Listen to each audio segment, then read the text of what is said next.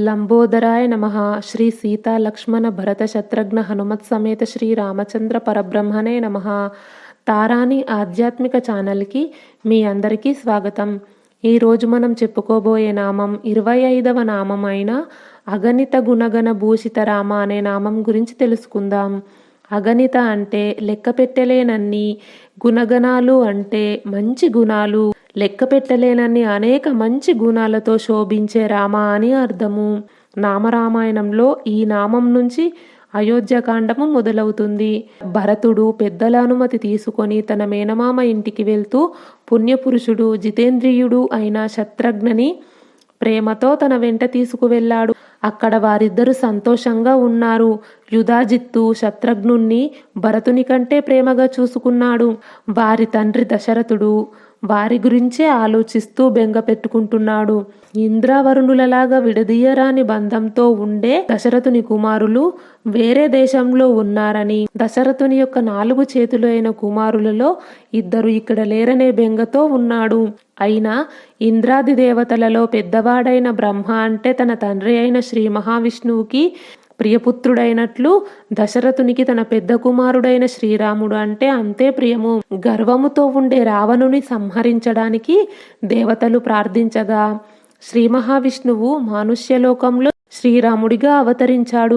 దేవతలలో అతిథి ఇంద్రుని కొడుకుగా పొందినట్లు కౌసల్యాదేవి తనకు శ్రీరాముడు కొడుకుగా పుట్టడం వల్ల ఎంతో ఆనందభరితురాలయ్యింది. శ్రీరాముడు లోకోత్తర సుందరుడు అంటే లోకంలోనే ఉత్తమమైన అందగాడు, మహావీరుడు. ఇతరుల నుంచి మంచి గుణములను మాత్రమే గ్రహించేవాడు.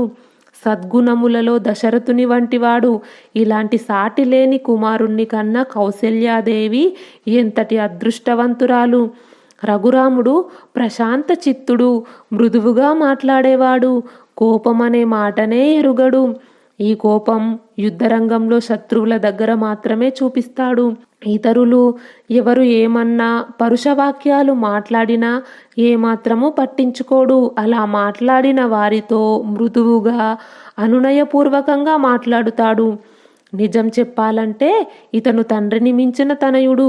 మనస్వి అయిన శ్రీరాముడు ఏ విధంగా అయినా ఎవరికైనా మంచి జరిగితే దాన్ని కొండంతగా భావించి ఎంతో సంతోషపడేవాడు. ఎవరి వల్ల అయినా తనకు ఏదైనా అపకారం జరిగితే అసలు పట్టించుకునేవాడే కాదు.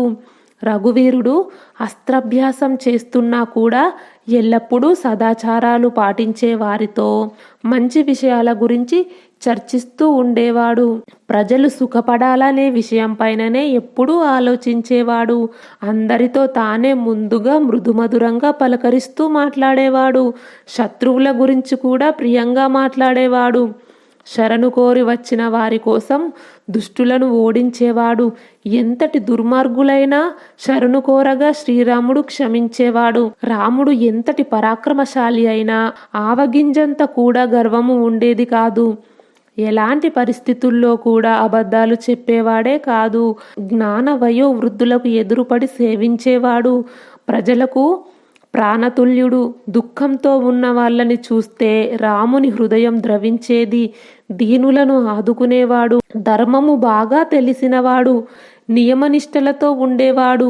శ్రీరాముడు ఇక్ష్వాకు మహారాజులలాగా సహజంగా దయాదాక్షిణ్యము, శరణాగత రక్షణ, ధర్మైక దృష్టి, దుష్ట నిగ్రహము, ప్రజా పరిపాలనము అని వర్ణాశ్రమ ధర్మాన్ని పాటించడం వల్ల వచ్చిన కీర్తి స్వర్గఫలదాయకము అని క్షత్రియ ధర్మములను చక్కగా నెరవేర్చేవాడు. మంచి విచక్షణ జ్ఞానం ఉండటం వల్ల ద్యూతము లాంటి వాటికి దూరంగా ఉండేవాడు. అధర్మమైన మాటలు మాట్లాడేవాడే కాదు. లౌకిక వైదిక విషయాలలో బృహస్పతి అంతటి వాడు. మానసికంగా శారీరకంగా చక్కటి ఆరోగ్యవంతుడు, యువకుడు, ప్రశస్తంగా మాట్లాడేవాడు, దృఢగాత్రుడు. దేశంలో ఎప్పుడు ఏం జరుగుతుందో తెలుసుకునేవాడు. ఒక్కసారి చూడగానే లోకంలోని పురుషుల అభిప్రాయాలను పసిగట్టేవాడు. పరమ సాధువు. మహారాజు కుమారుడైన శ్రీరాముడు ఉత్తమ గుణాల పెన్నిది. ఆ మంచి గుణాల వల్ల ప్రజలందరికీ ప్రేమాస్పదుడు. రాముడు ప్రజలకి ప్రాణము, ప్రేమ. భరతుని అన్న అయిన శ్రీరాముడు వేదాంగములు శాస్త్రములను అధ్యయనం చేసేవాడు, సమావర్తనము అనే వ్రతము చేసినవాడు, అస్త్రశస్త్రాలను ప్రయోగించడంలో దశరథుడియే అందరికన్నా గొప్పవాడు. అయితే శ్రీరాముడు అతనిని మించినవాడు. ఎలాంటి కలంకములు లేనివాడు, పవిత్రములైన శుభప్రదమైన ఉత్తమ మాతృ పితృ వంశములకు ప్రతీక అయినవాడు.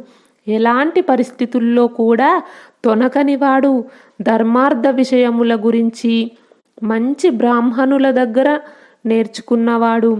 ధర్మశాస్త్రంలో చెప్పినట్లు ధర్మార్థ కామతత్వములను లోతుగా తెలుసుకొని ఆయా సమయములలో ఆచరించేవాడు. ఒక్కసారి నేర్చుకున్నది మరిచిపోనివాడు. రఘునందనుడు వినయశీలుడు. ఆయన కోపము గాని సంతోషము గాని మంచి ఫలాలనే ఇస్తుంది. సమయం వచ్చినప్పుడు దానం చేసే వాళ్ళకి మాత్రమే దానం చేశాడు. న్యాయంగా ధనాన్ని సంపాదించేవాడు. శ్రీరాముడు మాతాపితృలను గురువులను ఎంతో భక్తితో పూజించేవాడు. ప్రజ్ఞావంతుడు. దుర్జనులను దరిచేరనివ్వడు. సోమరితనం ఏమరపాటు లేనివాడు. లోకము ఇతర లోపములను గుర్తిస్తుంది, కానీ రాముడు తన లోపాలను కూడా తాను గుర్తిస్తాడు. రఘురాముడు సర్వశాస్త్ర కోవిదుడు. ఎవరైనా ఉపకారం చేస్తే మరువనివాడు. చూడగానే వారు సాధువులా కాదా అనే గుర్తించేవాడు. శాస్త్ర మర్యాదను అనుసరించి మిత్రులను స్వీకరించేవాడు. వారిని ఆదుకునేవాడు. మంచి వాళ్లను దరికి చేర్చుకొని వారికి సహాయపడటంలో శ్రీరాముడు నేర్పరి. సమయం వచ్చినప్పుడు దుర్జనులను శిక్షించేవాడు. న్యాయసమ్మతంగా ప్రజలను నొప్పింపక వారి నుండి కోశాగారమునకు ధనము సమకూర్చేవాడు. పువ్వుల నుండి తుమ్మెద తేనె గ్రహించినట్లు శాస్త్ర ప్రకారం ఆ ధనానికి సముచిత న్యాయం చేసేవాడు. రఘువరుడు సకల శాస్త్రాలలో సంస్కృత భాషలో కావ్య నాటకాలంకారములో కోవిదుడు. ధర్మార్థ పరిధిలో సుఖము కోరుకునేవాడు. కర్తవ్య పనులలో ఆలస్యం చేసేవాడే కాదు. శ్రీరామచంద్రుడు మనసును రంజింపజేసే సంగీత చిత్రకళలో వీణ వేణు మృదంగము తాళ విద్యలలో ఆరితేరినవాడు. దానాన్ని సద్వినియోగం చేసేవాడు. అతిరథులలో పూజింపబడేవాడు. శత్రువులకు అంతుపట్టని వ్యూహరచన చేసి వారికి ఎదురు వెళ్ళి దెబ్బతీసేవాడు. తన సేనలను కాపాడుతూ కోపంగా ఉన్న సురాసురులకు కూడా ఎదురింప శక్యం కానివాడు. కోపము గర్వము మాత్సర్యము తెలియనివాడు. ఎవరిని అవమానింపడు.